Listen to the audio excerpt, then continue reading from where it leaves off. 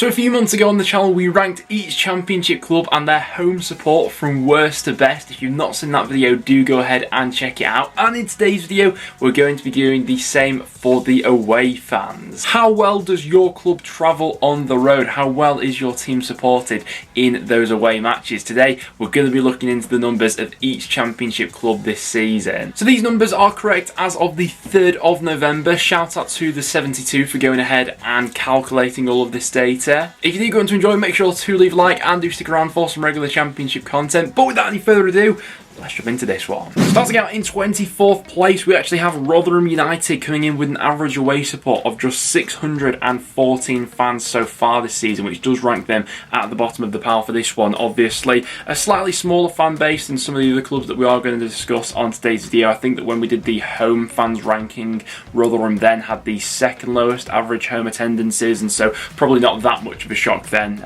Obviously that their away numbers will be slightly less than everyone else in the league. I've got to admit, 23rd was somewhat of a shock, but it's actually Millwall coming in with an average of just 706 travelling fans so far this season. Now, to be fair to Millwall and a lot of the other London clubs that we will discuss in today's video, I think the championship this season is quite northern centric, and so that will have quite the influence on the teams travelling from London, because they'll have to do a lot of journeys up north and things like that. But with Millwall, it's an interesting one. I do think that maybe the sort of Rowett away record, Rowett ball on the road, isn't the most enjoyable thing maybe to go ahead and watch week in, week out, and especially taking into consideration, generally speaking, that lack of goals that Millwall usually have on the road. That's probably played somewhat of a role in their dwindling numbers. Coming in 22nd place, we then have Huddersfield Town coming in with an average of 813 away fans so far this season. Also think this one will be maybe a little bit of a result of the football there so far this season. In championship seasons gone by, I mean, I've seen some great Huddersfield away followings, particularly coming to Deepdale and being in sort of full voice and things like that. But the mood around your club, how things are going, does have a massive sway on things, I think, especially with away attendances. Coming in 21st place, we then have Reading coming in with an average away support of 873 fans. I do feel as if Reading do get the brunt of quite a bit of stick, especially when it comes to travelling fans, but they're coming into today's video in 21st place. And then coming in 20th place, we have Luton Town, the first with an average of over 1,000 travelling fans, with an average of 1,020 away fans so far this season. By virtue of them having the smaller stadium in the championship, they were technically the low supported home crowd, albeit, you know, they do get really close to capacity week in, week out. But considering what they are capped at in terms of their home crowd, to bring over 1,000 fans sort of away week in, week out is quite a large percentage of those home fans who go each week. Coming in 19th place, we then have Blackpool coming in with an average of 1,039 travelling fans so far this season. Blackpool are an interesting one on the road. They do tend to make a fair bit of noise, to be fair to them. Obviously, all of these numbers for each club will be influenced by the away matches that your club has played so far this season, and which opportunities you've had to sort of sell out those occasions. If you've had many local games, for example, that'll obviously bump the numbers up. Coming in 18th place, we then have Swansea City coming in with an average of 1,081 travelling fans so far this season. Swansea, I'd imagine, would be right up there in terms of the distances and the travelling numbers that they'll have to do this season. You know, coming to Deepdale in midweek, for example, fair play to all the Swansea fans who went ahead and made that trip, because, I mean, for a 1-0 loss, that's a hell of a long way back for a midweeker. Next then, in 17th place, we have Hull City coming in with an average away support of 1,091 travelling fans. Hull always an interesting one on the road. I think their lowest following so far this season came away at Swansea, and so the numbers have been quite influenced by that one.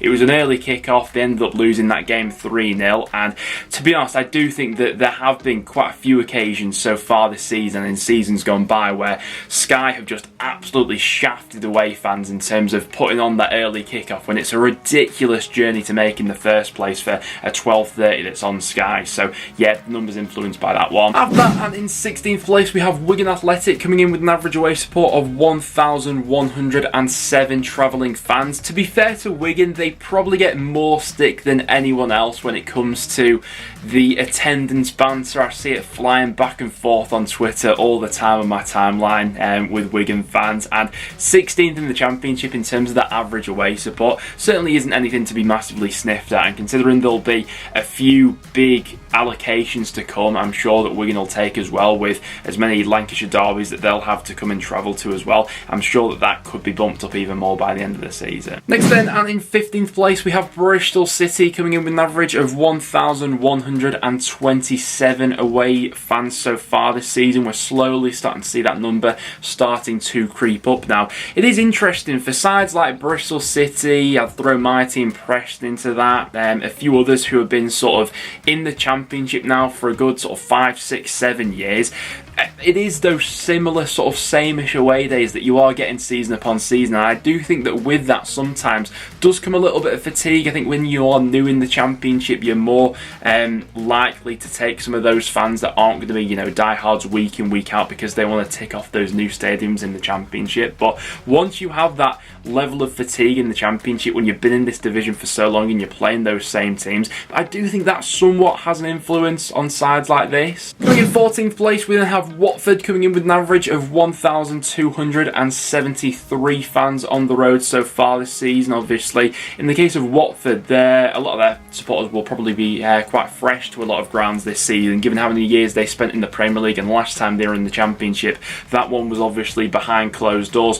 Watford, similar to what we were talking about with Millwall this season, the Championship does seem to be a little bit more northern heavy this season, so fair play for getting those numbers up. Coming in 13th place, we then have Cardiff City coming in with an average of 1,333 fans on the road so far this season. Cardiff, another of the clubs who will have to do plenty of travelling throughout this season. Interestingly enough, they are currently ahead of Swansea in terms of their average attendances by around about that 200 mark at the moment, so will be interesting to see who comes out on top of the away attendance war between those two come the end of the season. Coming in 12th place, and at the midway point, we have West Brom fans coming in with an average of 1,431 away fans. I definitely think a supporter base that has been probably a little bit more alienated over the course of this season so far, given especially towards the end under Bruce and actually how toxic it got. West Brom fans travelling to Deepdale, I've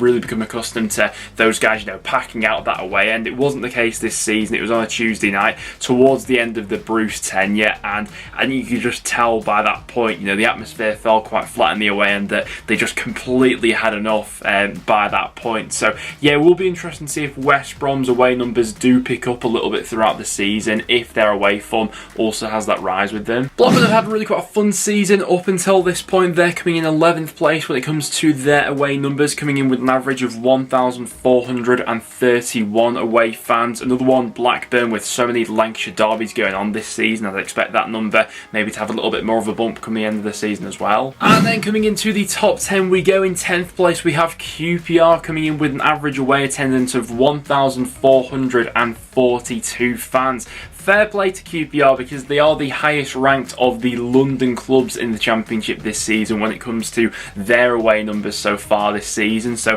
QPR have that title for the time being. When it comes to Stoke City, the majority of their points this season have actually come in away games, as they've not been too prolific at home so far, but they're coming in 9th place with an average capacity of 1,492 in terms of what they're taking for away crowds.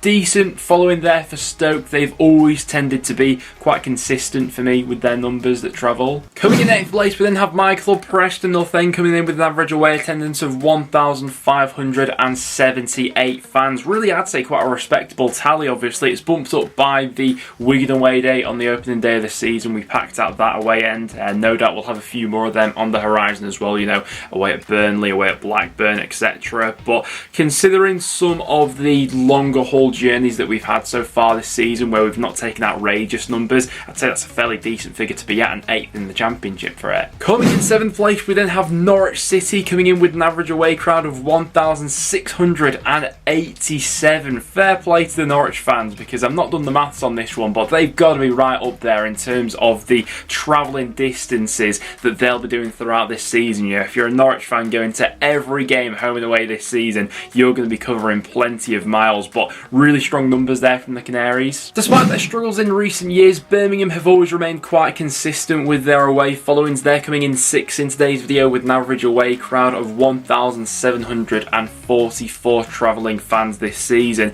Birmingham have had a little bit more to sing about so far this season in terms of them looking that little bit more competitive perhaps than they have done in previous years, but solid away numbers to go ahead and back that up. Into the top 5 we go. Coming in 5th place, we then have Coventry coming in with an average of 1,814 travelling fans. Got to admit, always been quite impressed with Coventry away fans. Even when they don't take outrageous numbers to away games, they always seem to generate a decent amount of noise, but going off the numbers so far this season, they have been really well supported on the road. Another strong following on the road is Middlesbrough. They're coming in 4th place with an average away crowd of 1,860 away fans. They've not dipped below that 1,000 mark as of yet so far this season for any of their away travellings, which is really quite impressive stuff. Last season, Middlesbrough were by far and away the best supporters in terms of the noise they made, the atmosphere to come to Deepdale. A little bit of a different story perhaps this season with how much has changed since then, but yeah, really strong numbers nonetheless. We're getting into the big boys now though. Coming in 3rd place, we then have Sheffield United coming in with an average attendance of 1,948 travelling fans. Sheffield United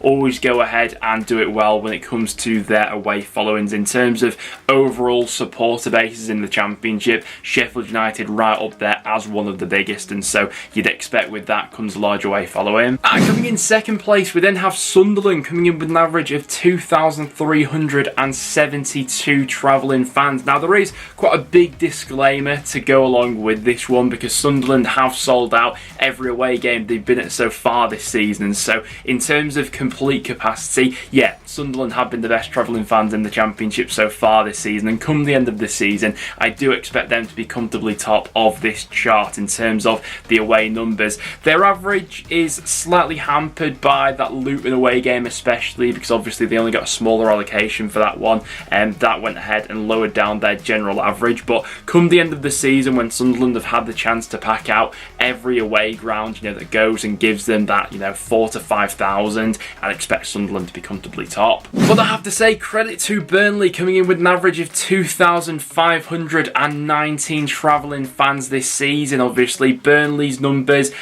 massively boosted by those, you know, away games at, you know, Preston and Wigan, both massive away allocations for those ones. But Burnley have travelled really well on the road so far this season, and like I was mentioning before with Bristol City and sometimes how you get that supporter fatigue when you've been in the same league for quite a while, I think for Burnley fans this season, a lot of it will all be quite fresh for them, really. You know, given how many years they were actually in the Premier League, I'm sure that Burnley fans are having an absolute blast in the Championship this season, going back to all these grounds around the Championship that they've probably not had the chance to go to over these last few years and take a big following in the process. But there we have it, guys. That is what the numbers are saying for each Championship club's average away following so far this season. If you did go on to enjoy, do go ahead and leave a like and let me know down below who you expect to be top and bottom of this ranking come the end of the season. Apart from that, guys, that will now wrap it up for today's video. So if you did go on to enjoy, make sure to leave a like and do stick around and subscribe for some regular Championship content. I'll see you all